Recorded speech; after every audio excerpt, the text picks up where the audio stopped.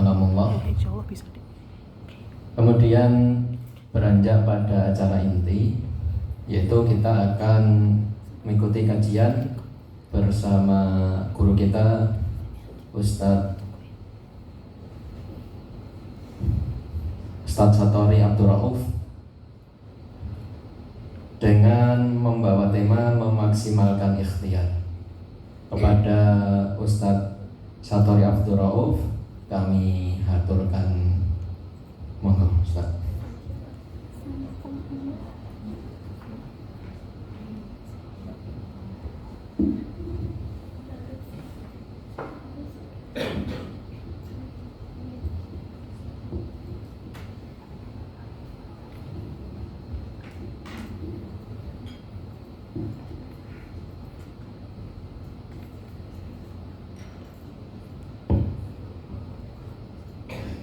Assalamualaikum warahmatullahi wabarakatuh. Bismillahirrahmanirrahim. Alhamdulillah wa syukrulillah. Thumma salatu wassalamu ala rasulillah nabiyyina Muhammad ibn Abdillah wa ala alihi wa ashabihi wa mawala. La hawla wa la quwwata illa billah, amma ba'd. Bapak Ibu keluarga besar Teknik Kimia di fakultasnya Teknologi Industri UII yang dirahmati Allah, alhamdulillah dipertemukan kembali oleh Allah di majelis ini. Dan seperti yang sudah disampaikan ke saya, tema kajian kita kali ini bicara soal ikhtiar, memaksimalkan ikhtiar. Mungkin saya tidak bicara soal teknis, tapi lebih banyak bicara soal fondasi, soal pilar-pilar yang harus ada di dalam sebuah ikhtiar, agar apapun hasil dari ikhtiar adalah keberhasilan. Karena sebenarnya apapun ikhtiar kita itu berhasil walau gagal. Ya, tidak ada kata gagal dalam sebuah ikhtiar sepanjang ikhtiar itu ditegakkan di atas prinsip-prinsip yang memang sudah diajarkan oleh Allah Subhanahu wa taala kepada kita. Dan satu hal yang prinsip untuk sebuah ikhtiar adalah buah dari bertemunya pikiran positif dan perasaan bahagia. Jadi kalau orang berikhtiar dalam posisi pikirannya masih negatif, maka seperti apapun ikhtiar ujungnya adalah bukan ikhtiar. Sebagaimana kalau orang ikhtiar tapi perasaannya tidak bahagia, perasaannya tertekan. Jadi ini sebenarnya inti dari ikhtiar, berpikir positif dan berperasaan bahagia. Nah, sementara kita memahami bahwa hidup manusia sepenuhnya adalah soal rasa. Hidup manusia itu sepenuhnya adalah soal rasa. Kan yang penting dalam hidup ini adalah ada rasa. Ya, bukan soal punya uang atau nggak punya uang, soal punya kedudukan atau nggak punya kedudukan. Sebenarnya mungkin nggak punya uang tapi rasanya bahagia. Lihat anak-anak kita punya uang nggak, tapi sehari-harinya bahagia. Sementara bapak ibunya uangnya banyak, tapi sering marah-marah sama anaknya. Anaknya kan bingung, saya aja nggak punya uang bahagia, bapak ibu yang punya uang malah marah-marah terus. Iya. Nah, hanya saja bapak ibu, rasa itu nanti ditentukan oleh apa yang dipikirkan. Jadi hidup ditentukan oleh rasa, tapi rasa ditentukan oleh pikiran. Karena itu, apa yang kita pikirkan tentang sesuatu pasti akan menimbulkan rasa tertentu. Seminggu yang lalu kita dapat cerita Iya. Dari teman. Iya. Pas teman ini ikut rapat RT, kita enggak. Iya. Atau arisan lah, arisan aja deh. Bu, tahu nggak kemarin pas arisan, wah nama ibu digosipin. Dan tahu nggak yang memulai itu si X. Begitu dikasih tahu yang memulai itu si X, maka yang muncul dalam pikiran kita, X itu orang apa? Orang yang nggak baik. Seminggu kemudian kita ketemu si X itu. Kira-kira pikiran buruknya masih ada atau hilang? Jangankan seminggu, 2 minggu, sebulan, 2 bulan masih ada. Dan ketika masih ada pikiran buruk di kepala kita, seminggu kemudian ketemu si X, biasanya kalau ketemu X itu nyapa. Kira-kira hari itu nyapa nggak? Enggak, kenapa? Ada pikiran buruk yang itu sangat mengganggu perasaan kita kepada si X. Nah, karena itu Bapak Ibu yang dirahmati Allah, ini soal pikiran. Mungkinkah kita hidup tanpa pikiran? Ya, nggak mungkin. Pikiran itu akan selalu ada. Melihat apapun muncul pikiran, mendengar apapun, iya, pikiran. Saya tadi mikir dari Ponggong ke sini itu memang dekat. Cuma mesti ketemu lampu merah. Gimana caranya agar lancar ini? Nah itu pikiran kan. Akhirnya saya bukan muter sih, ada jalan lain. Saya lebih memilih lewat biar nggak panjang lampu merahnya, saya milih lewat terminal Condong 1. Ternyata lebih panjang macetnya. Kepikiran nggak? Kepikiran, karena udah ditelepon. Nah, jadi pikiran nggak mungkin lepas dari diri kita. Nah, maka sebenarnya kuncinya adalah pada bagaimana kita mengendalikan pikiran. Karena itu siapa yang bisa mengendalikan pikirannya, maka ia akan mendapatkan perasaan yang diinginkannya. Kan hidup ini yang penting adalah soal rasa. Dan semua orang pengennya rasa yang muncul di dalam dirinya adalah rasa yang membuat bahagia, rasa yang membuat senang. Padahal rasa ditentukan oleh pikiran. Maka kuncinya adalah sejauh mana mengendalikan pikiran. Dan terus siapa yang bisa mengendalikan pikiran? Bapak Ibu, pikiran kita sebenarnya bisa dikendalikan oleh yang namanya zikir. Kalau diibaratkan, zikir itu bingkai dari pikiran.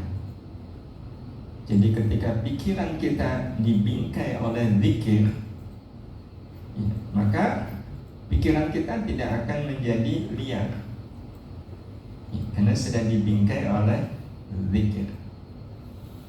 Sehingga tanpa zikir, pikiran manusia pasti akan liar, tak terkendali.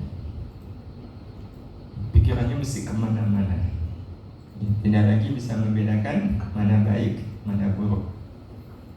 Tapi kalau sudah dibingkai oleh zikir, maka pikiran manusia akan terkendali. Dan ketika pikiran terkendali, pasti akan menimbulkan rasa.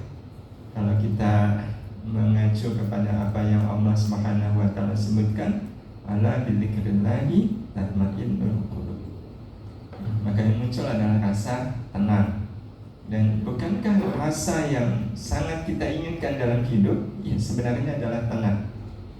Kalau boleh kita katakan, kalau disuruh memilih rasa yang muncul pada diri kita, ada senang, gembira, bahagia, tenang, kira-kira yang mana yang kita pilih? Tenang, karena bahagia belum tentu tenang, gembira belum tentu tenang, senang juga belum tentu tenang. Tapi kalau sudah tenang, mencakup semuanya. Dan Allah menyebut zikir itulah yang membuat perasaan orang tenang. Nah sebenarnya yang membuat zikir itu perasaan kita tenang adalah karena zikir itulah yang mengendalikan pikiran. Zikir itu kalau secara bahasa kan artinya mengingat Allah. Dan orang kalau sudah ingat Allah, pasti pikirannya akan terkendali. Ini saya dihina orang, muncul pikiran buruk kan.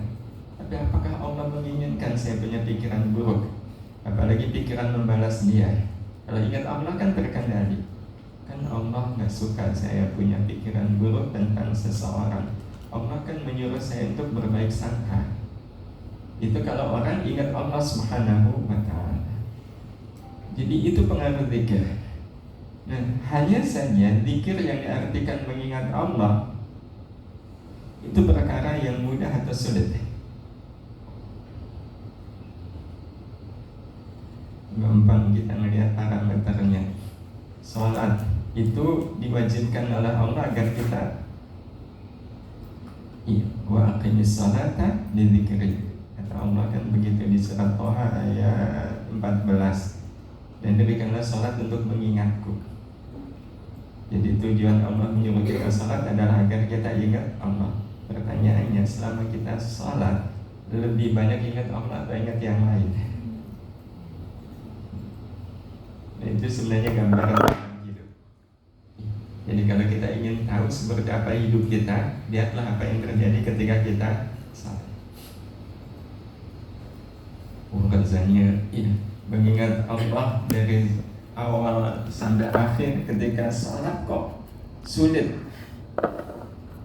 Padahal salat itu berapa lama? Salat subuh ya. Itu kalau mau 3 menit nyampe nggak? Bisa selesai. Syarat rukunnya terpenuhi. 3 menit kok nggak bisa mengingat Allah? Maka bisa dibayangkan bagaimana dengan hidup yang sangat panjang, berhari-hari, berminggu-minggu, berbulan-bulan, bertahun-tahun. Nah, kesimpulannya berarti zikir itu bukan hal yang mudah. Nah, biar mudah,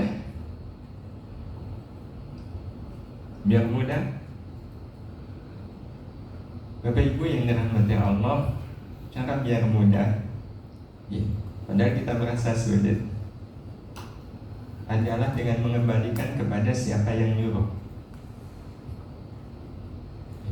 Yang nyuruh kita zikir siapa? Allah.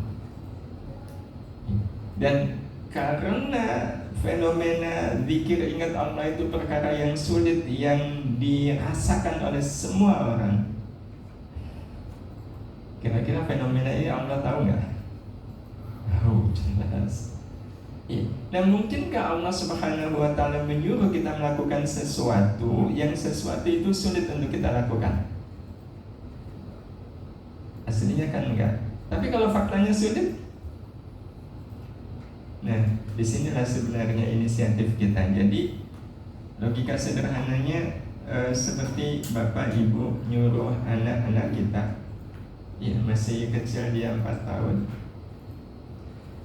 kita suruh dia ngangkat kayu yang menghalangi jalan. Nah itu kayu menghalangi jalan, tolong dong dipindah. Lalu kayunya besar. Yang kita sendiri tahu si anak ini nggak akan sanggup, tapi kita nyuruh. Ini kalau si anak ini paham, bisa jadi anak nggak paham kan? Kalau nggak paham mana? Ibu ini macam-macam, nyuruh saya ngangkat kayu besar begini, nggak bisa bu, nggak mau saya. Tapi kalau anak ini paham, anak ini akan bilang kepada ibunya kan, bu, ibu nyuruh saya ngangkat kayu. Ini kan kayunya besar bu, saya nggak bisa ngangkat. Kalau saya minta tolong ibu membantu saya, ibu mau nggak? Kira-kira ibunya mau nggak? Mau. Karena ibunya juga tahu si anak nggak bakalan bisa. Maka kalaulah Allah nyuruh kita untuk ingat Allah, fadhkuruni adzkurkum, dan ayat-ayat yang sejenis agar kita ingat Allah, Allah Maha tahu kalau kita tidak sanggup untuk mengingat Allah secara terus-menerus. Maka apa yang kita bisa lakukan ke Allah? Apa yang kita bisa lakukan? Ya minta tolong kepada Allah, betul?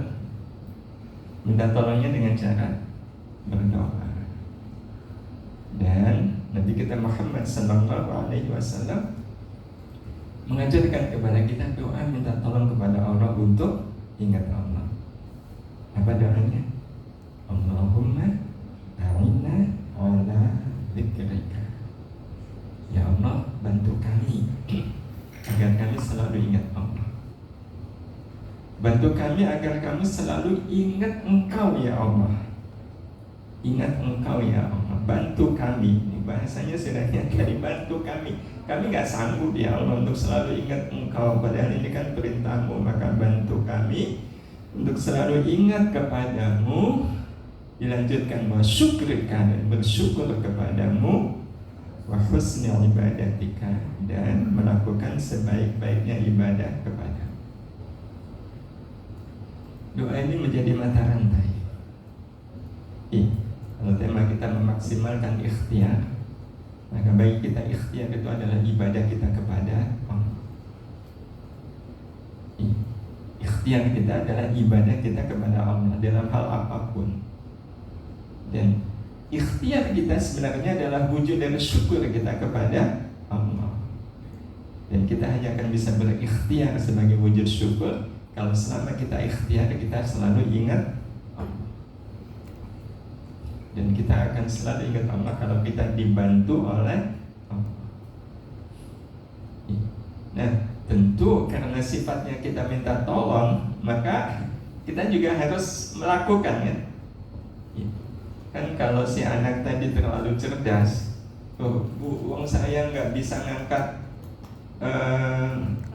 kayu ini, ibu kok malah nyuruh saya?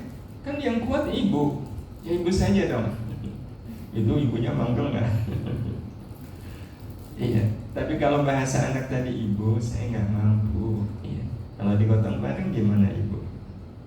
Wah, ibunya mesti tersentuh. Maka berarti kita memang minta tolong kepada Allah. Tapi ada yang kita lakukan agar kita ingat Allah. Nah, apa yang kita bisa lakukan? Ya, agar kita dibantu oleh Allah untuk selalu ingat Allah. Dzikrika, berzikir. Bapak Ibu yang dirahmati Allah Subhanahu wa taala.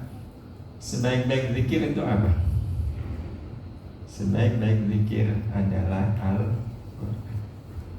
Inilah afdhalul zikir. Sebaik-baik zikir adalah Al-Quran. Jadi kalau bicara soal zikir, maka zikir yang paling utama itu Al-Quran. Nah, kalaulah zikir yang paling utama adalah Al-Quran, nanti kalau kita kembalikan soal pikiran dan perasaan, maka Bapak Ibu yang dirahmati Allah, pertanyaan kita, apa yang kita pikirkan dan rasakan tentang Al-Quran? Apa yang kita pikirkan dan rasakan tentang Al-Quran? Karena pikiran kita tentang Al-Quran, perasaan kita ya tentang Al-Quran, itu nanti akan sangat mempengaruhi pikiran dan perasaan kita terhadap kehidupan secara keseluruhan. Jadi amat sangat mempengaruhi pikiran dan perasaan kita secara keseluruhan. Itu sangat ditentukan oleh pikiran dan perasaan kita tentang Al-Quran. Itu betul-betul nanti akan mencerminkan seperti apa pikiran dan perasaan kita ketika kita menghadapi kehidupan. Sebagai contoh, ini langsung praktek nih. Kita sholat jamaah. Rakaat pertama imam membaca surat Ya Ayyuhan Muzzammil. Pikiran kita cerah atau mumet? Kalau mumet, maka bisa dijamin orang seperti ini gampang mumet ketika menghadapi persoalan hidup. Sebenarnya wajar nggak kalau imam bacaan Muzammil tiba-tiba? Itu wajar nggak sebagai seorang hamba Allah? Aslinya kan enggak. Tapi ini kan nggak bisa dikelabui. Dan memang pada akhirnya ini harus hati-hati karena Quran itu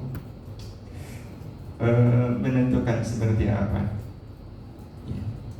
Jadi kalau kita ditanya, ya, kalau seandainya nih sholat maghrib, ya, terus sholat isya, imam waktu mau sholat tuh nawarin, Bu, saya baca an-naba an-nasiat atau qul yakulhu. Kalau qul yakulhu itu menunjukkan pikiran dan perasaan dia terhadap Quran. Logikanya perasaan kita dengan Quran itu nyambung atau nggak nyambung? Sebagai seorang mukmin nyambung.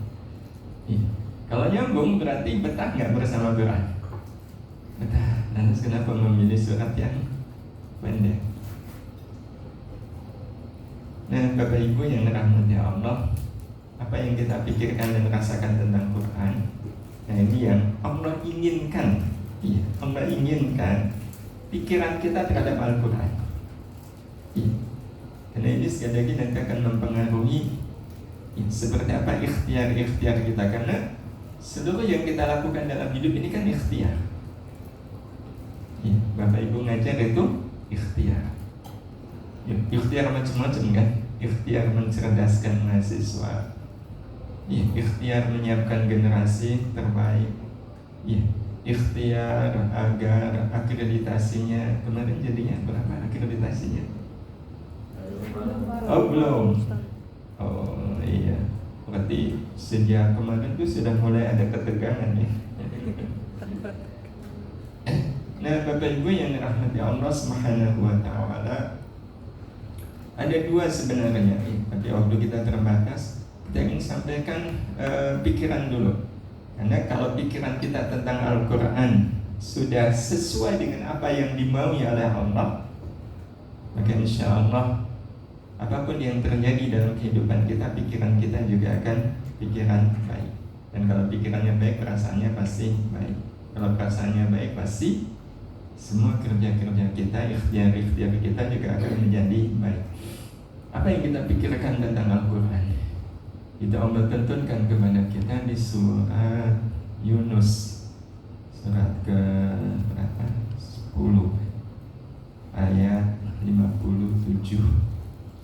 Allah Subhanahu wa taala menyampaikan kepada kita tentang Quran. Jadi pikiran kita tentang Quran kan harus sesuai dengan apa yang dimaui oleh Allah. Sebab kayak semisal kita sebagai bawahan punya pikiran, tapi pikiran kita tentang sesuatu berbeda dengan pikiran atasan. Jadi masalah nggak? Oh, jadi masalah kelas itu. Kata atasan punya pikiran tersendiri tentang sesuatu itu, tetapi kita punya pikiran yang lain. Berarti pikiran kita tentang Quran harus sesuai dengan apa yang dimaui oleh Allah Subhanahu wa taala. Di ayat ke-57 itu Allah Subhanahu wa taala menyampaikan, ya ayyuhan nas, wahai manusia, qad ja'atkum, sungguh telah datang kepada kalian Al-Qur'an. Mawa'idhatun, menjadi mawa'idhah min rabbikum, dari Rabb kalian, wasyifaa'un, dan menjadi obat, lima, bagi penyakit, fis sudur, yang ada di dalam hati, wahudan, dan petunjuk, warahmatun, dan rahmat, lil mu'minina, bagi orang-orang yang beriman. Jadi Allah sudah menyatakan bagi orang yang beriman, Quran itu pertama adalah mau'izah, yang kedua obat penyakit hati, yang ketiga petunjuk, dan yang keempat adalah rahmat. Maka siapapun kita yang beriman kepada Allah, pikiran kita harus seperti ini. Jadi pikiran kita memandang Quran itu ya betul-betul mau'izah, obat penyakit hati, petunjuk, dan rahmat. Dan siapapun orangnya yang sudah memandang Quran, punya pikiran bahwa Quran itu mau'izah, obat penyakit hati, dan petunjuk serta rahmat, itu nanti amat sangat mempengaruhi pandangan dia terhadap kehidupan. Karena seluruh yang ada dalam kehidupan kita itu ada di dalam Quran. Maka siapa yang sudah memandang Quran sebagai mau'izah, ya, maka Bapak Ibu yang dirahmati Allah, orang akan memandang semua yang ada dalam kehidupan ini bagi dia adalah mau'izah. Ya, rinciannya begini, dan ini menjadi satu pertanyaan tersendiri. Yang pertama, sudahkah Al-Quran menjadi mau'izah untuk hidup kita? Mau'izah itu kan maksudnya nasihat. Ya, karena seperti yang tadi kita sampaikan, siapapun yang telah menjadikan Al-Quran sebagai penasehat hidupnya, mau'izah, maka nah ini pengaruhnya. Apapun yang ada dan terjadi di dalam hidupnya akan difahami sebagai nasihat yang semakin membaikkan hidupnya. Ya, karena tidak ada maksud nasihat kecuali untuk kebaikan. Ya. Jadi apapun yang ada dalam hidup ini, jadi kalaulah kita ikhtiar dan kemudian gagal, sebenarnya kegagalan itu memberikan nasihat nggak ke kita? Ya, ya. Kegagalan itu menjadi mau'izah bagi kita. Maka kenapa ada evaluasi? Evaluasi itu kan kita ingin menjadikan kegagalan ini sebagai nasihat. Apa yang membuat saya gagal? Jadi kegagalan itu memberi nasihat. Iya, engkau gagal karena engkau begini. Ya. Dan itu berkorelasi dengan isi kandungan Al-Quran. Ya. Mari kita pahami pengertian mau'izah. Pengertian mau'izah lewat apa yang Allah Subhanahu wa Ta'ala sampaikan kepada kita di surat Luqman. Mau'izah, nasihat itu biasanya dibutuhkan oleh kita kalau ada masalah. Ya, kalau ada masalah kita butuh nasihat. Ibu lagi punya masalah dengan suami, bingung gimana menghadapinya, butuh apa? Nasihat. Saya bingung nih ngadepin mahasiswa, butuh masukan. Masukan itu tiada lain adalah nasihat. Termasuk salah satu masalah yang sangat mungkin terjadi adalah dengan orang tua. Maksudnya kita sebagai anak dengan orang tua. Pernah nggak ada masalah dengan orang tua? Kalau lihat ke belakang ada banyak masalah dengan orang tua. Nah, Allah memberikan panduan, nasihat kepada kita kalau kita bermasalah dengan orang tua. Salah satu contoh kita bermasalah dengan orang tua adalah kalau orang tua menyuruh kita melakukan sesuatu yang tidak sesuai dengan kita. Kamu masuk teknik kimia aja, kata bapak. Kita senangnya ke teknik mesin. Nah, itu kan menjadi masalah kadang terjadi dalam hubungan anak dengan orang tua. Nah, di surat Luqman ayat yang ke-15 Allah memberikan contoh yang sebenarnya sangat ekstrim. Wa in jahadaka ala an tusyrika bima laysa laka bihi 'ilm fala tuti'huma. Kalau kedua orang tuamu menyuruhmu melakukan perbuatan yang tidak disukai oleh Allah, sampai pada tingkat disuruh menyekutukan Allah, maka kata Allah, fala tuti'huma. Kalau soal ini jangan kau taati kepada orang tua. Jangan taati orang tua kalau menyuruh melakukan perbuatan yang salah, yang dosa. Tetapi, nah ini perintah berikutnya, wasahibhuma fid dunya ma'rufa. Bersamailah orang tua itu di dunia ini tetap dengan ma'rufa, dengan baik. Jadi walaupun orang tua nyuruh kita melakukan yang kita tidak setuju, bahkan studinya sangat prinsip, kita tetap diperintahkan oleh Allah untuk membersamai orang tua, bergaul dengan orang tua secara ma'ruf. Tetap disuruh untuk melakukan amal yang disebut ma'ruf. Disuruh membersamai orang tua dengan ma'ruf itu kalau di Quran terjemah diartikan dengan apa? Dengan baik. Tapi kenapa yang dipilih oleh Allah kata ma'rufah? Kenapa tidak wasahibuhuma fid dunya hasanah atau khairah atau salihah? Kenapa ma'rufa? Ma'rufa ya, itu kalau diartikan secara bahasa kan asalnya dari arafa. Arafa itu mengenal, mengetahui. Ma'ruf berarti yang dikenal, yang diketahui. Atas kenapa diartikan baik? Karena yang namanya amal baik itu pasti dikenal oleh hati.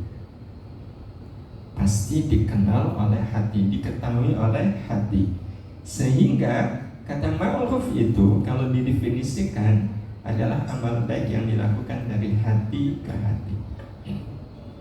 Jadi walaupun ada perbedaan dengan orang tua, sikap kita kepada orang tua adalah baik, tapi baiknya betul-betul dari hati. Ya, dari hati ke hati. Dari hati itu memang dari hati kita ke hati, berarti dirasakan oleh orang tua kita. Dirasakan baiknya oleh orang tua kita. Ya. Dan kata ma'rufa ini kalau kita lihat di Quran, memang banyak berhubungan dengan hal-hal yang ada kaitannya dengan sesama. Ya. Kalau dengan orang tua mungkin jarang ya, maksudnya karena sudah berkeluarga sendiri. Tapi kalau dengan pasangan hidup, suka ada masalah nggak? Ya, kalau tidak langsung jawab nih, tanda tanya nih, kenapa nggak langsung jawab nih? Iya, banyak masalah dengan pasangan hidup, dengan suami, dengan istri. Nah, pesan Allah kaitannya dengan hubungan suami istri ternyata juga menggunakan kata wa'ashiruhunna bil ma'ruf. Dan pergaulilah ya pasangan hidupmu bil ma'ruf dengan ma'ruf. Iya, yakni dari hati ke hati. Nah, sehingga ayat ini kalau kita bawa ke ranah kehidupan yang luas, memberikan pengertian kepada kita bagaimana kita bisa menjadikan semua masalah dalam hidup kita sebagai mau'izah, nasihat kehidupan, dengan cara menyelesaikan masalah dengan hati. Dan inilah ikhtiar yang maksimal. Apapun persoalannya kita selesaikan dengan hati. Dan tidak ada masalah yang tidak selesai dengan hati. Apapun masalahnya akan selesai kalau kita menyelesaikannya dengan hati. Nah, cuma ini yang menjadi pertanyaan Bapak Ibu. Mungkinkah kita bisa melakukan amal baik dari hati dalam keadaan sedang tidak punya hati? Contoh ibu datang ke pengajian, selesai jam 5, dan rencananya jam 5 itu akan dijemput suami, pengajian di kampung. Suami mau jemput, itu pas waktu mau berangkat. Jam 5 selesai, kok suami belum datang? Ditelepon nggak diangkat, di WA nggak diirit, centang 2 centang 2, tapi kok masih hitam, belum biru. Jam 5 lebih seperempat belum juga datang. Ya udah, akhirnya ibu jalan kaki 1 kilo. Walau suara capeknya bukan main. Ibu sepanjang perjalanan yang ibu ingat Allah atau selain Allah? Jelas nggak ingat Allah. Iya, ini suami. Dan pada saat nyampe rumah, ternyata suami lagi nonton TV, acaranya bola. Bu, jujur dalam keadaan seperti ini, ibu punya hati nggak sama suami? Padahal ayatnya berbunyi apa? Wa'ashiruhunna bil ma'ruf. Bergaulah, berhubungan dengan suami, berkomunikasi dengan suami itu bil ma'ruf. Nah, kalau ayat ini dipakai, maka begitu nyampe ke rumah, ibu apakan suami? Assalamualaikum sayangku, dicium tangannya, itu namanya ma'ruf, betul? Tapi kira-kira sanggup gak?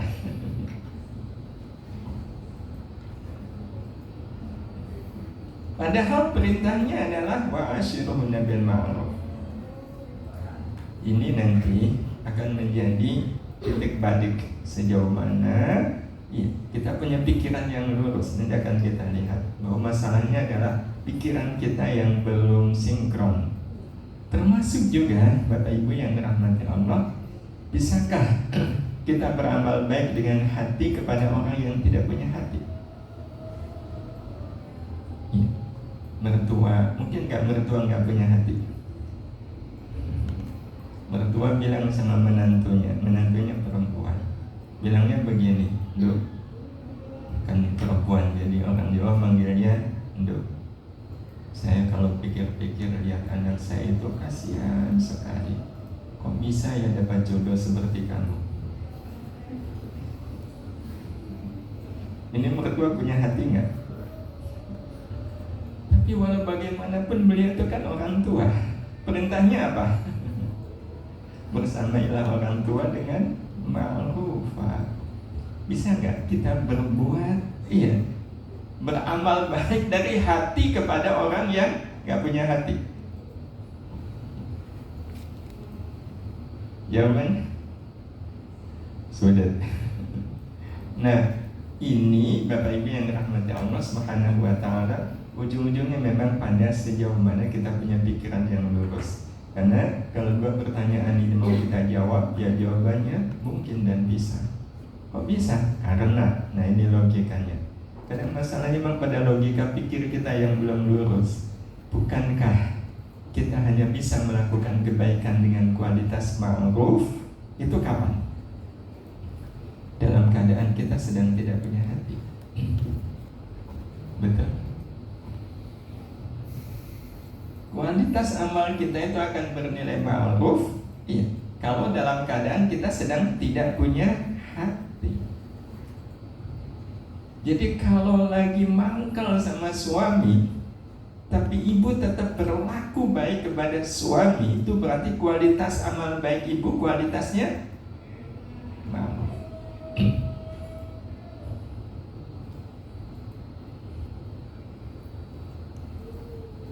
Ini kalau suami, kan sangat mungkin ada suami udah mau berangkat maka diomelin sama istrinya. Bertanggung jawab segala macam, padahal udah mau berangkat nih ke kantor. Ini kalau para suami, kira-kira ada rencana apa? Mau berangkat, bukannya disiapin sarapan, disiapin kebutuhan, malah diomelin. Diomelin nggak dibuatin sarapan, nggak disiapin baju yang sudah disetrika. Tapi kalau seandainya sang suami ini ketika dia akhirnya berangkat, muncul dalam pikirannya, nanti saya pulang, saya oleh-olehin istri apa ya yang paling disukai. Ini namanya suami berbuat dengan hati, walaupun dia baru saja dikasih sesuatu. Nah, Bapak Ibu, ini kan bicara soal pikiran, atau yang kita bagi sedang tidak punya hati. Nah, karena itu ini bagian dari kita nasihat ya, bahwa itu dalam soal ikhtiar. Jangan berikhtiar menyelesaikan masalah apapun kalau hati kita sendiri masih bermasalah. Dan hati yang bermasalah adalah hati yang belum ingat Allah Subhanahu wa ta'ala. Karena Bapak Ibu, apapun masalahnya hanya akan menyatakan selesai manakala membuat pribadi kita menjadi lebih baik. Jadi bagi kita selesainya masalah itu bukan masalahnya yang selesai, tapi bagaimana pribadi kita menjadi pribadi yang lebih baik. Karena itu selesainya masalah yang tidak membuat kita lebih baik, dan ini penting dan ini terjadi di banyak kasus, adalah hutang masalah yang harus dibayar di masa datang dengan bunga yang sangat mencukupi.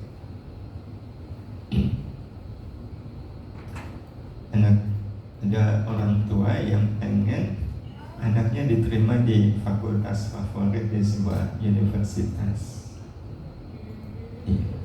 Gimana nih caranya? Wah, ada yang nyaranin suap aja rektornya. Kemudian dilakukan. Itu ikhtiar, bukan nyuap itu. Ikhtiar. Itu ikhtiar.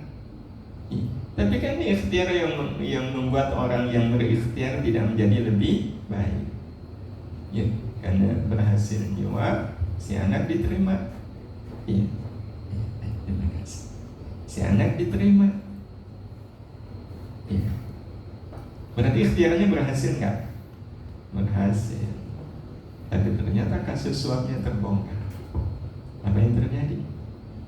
Udah keluar ratusan juta, anaknya menanggung, malu, keluarga juga menanggung, malu. Kan anaknya pasti malu. Oh, kamu.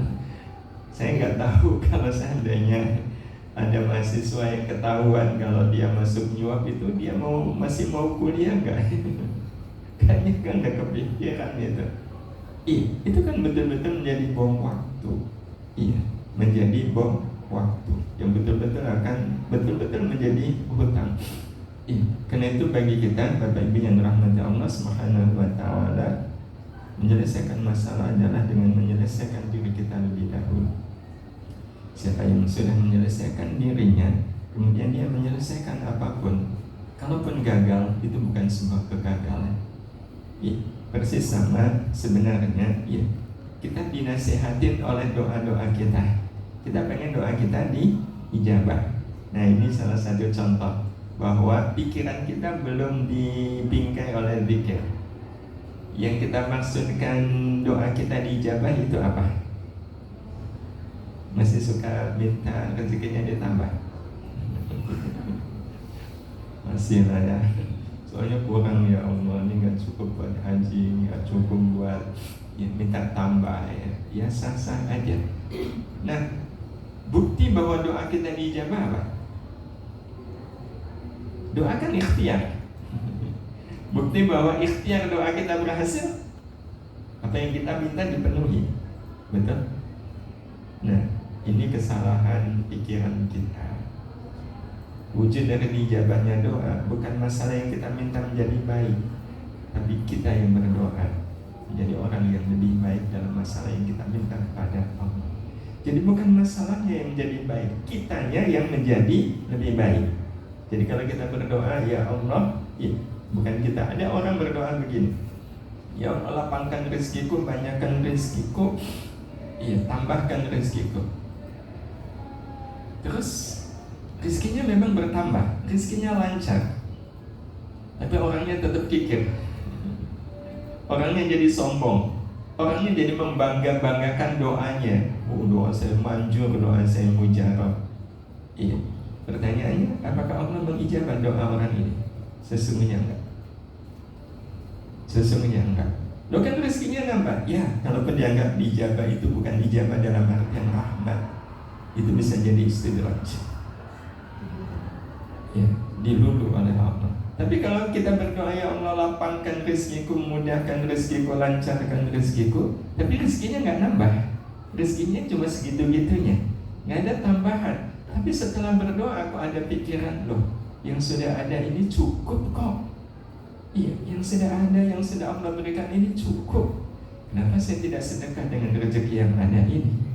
Dia merasa cukup, dan setelah itu dia rajin sedekah. Allah ijabah nggak doa ini? Allah ijabah. Nah, Bapak Ibu yang dirahmati Allah, soal pandangan kita terhadap kehidupan ini memang sangat tergantung pada bagaimana pandangan kita terhadap Al-Quran. Masih suka mendoakan anak-anak kita. Apa doanya? Jadikan mereka anak yang saleh dan salihah. Apa bukti bahwa doa kita diijabah? Orang akan mengatakan, ya anak saya jadi saleh dan salihah. Jawabannya enggak. Bukan itu. Bukti bahwa doa kita diijabah adalah kita menjadi orang tua yang lebih solih dan solihah sebelum solih dan solihahnya. Kalau doa kita, ya Allah jadikan anak-anak kami solih dan solihah, terus anak-anaknya solih dan solihah, tapi bapak ibunya pancet, itu sebagai orang tua harusnya malu nggak? Kan harusnya malu. Iya. Apakah doanya diijabah? Jawabannya enggak. Tapi kan anaknya solih dan solihah. Iya, tapi bisa jadi solih dan solihahnya anak itu adalah doa neneknya, doa kakeknya, doa pamannya, doa gurunya, tapi yang jelas bukan doa orang tuanya. Dan orang tuanya tidak jadi solih dan solihah. Banyak hal sebenarnya yang harus kemudian kita perbaharui dalam soal pandangan-pandangan kita, pikiran-pikiran kita tentang segala sesuatu yang ada dalam kehidupan ini. Tapi yang jelas, sekali lagi, kalau mengacu kepada apa yang Allah katakan di surat Yunus ayat 57 ini, berarti apapun yang ada dalam hidup kita adalah mau'idhah. Apapun yang ada dalam hidup kita itu obat penyakit hati. Dihina orang itu sebenarnya obat penyakit hati, bukan? Nah, ini yang ada. Dihina orang malah memperparah penyakit hati. Padahal kalau mengacu pada apa yang Allah katakan, dihina orang itu obat penyakit hati, dipuji orang obat penyakit hati, dimarahi orang obat penyakit hati. Pokoknya apapun yang ada dalam kehidupan kita itu sebenarnya menjadi obat. Iya, menjadi obat. Kalau dihina kok jadi sakit hati, itu kayaknya salah minum deh. Salah dosis itu. Wallahu a'lam, termasuk petunjuk dan rahmat. Iya, ini yang pengen kita bahas tuntas, tapi saya pikir bisa, ini kan maghrimnya jam 6 lebih ya. Saya pikir bisa sampai lebih, tapi tidak mengapa, mudah-mudahan ini sudah cukup menjadi bahan renungan bagi kita. Amin ya Allah ya Rabbal alamin. Lebih dari 3 menit ini. Saya mohon maaf kalau tidak ada sesi tanya jawab ya. Saya kembalikan ke MC. Jazakumullahu khairan katsiran. Kami haturkan kepada Ustadz Satori Abdul Rauf yang telah menyampaikan kajian pada kesempatan sore kali ini.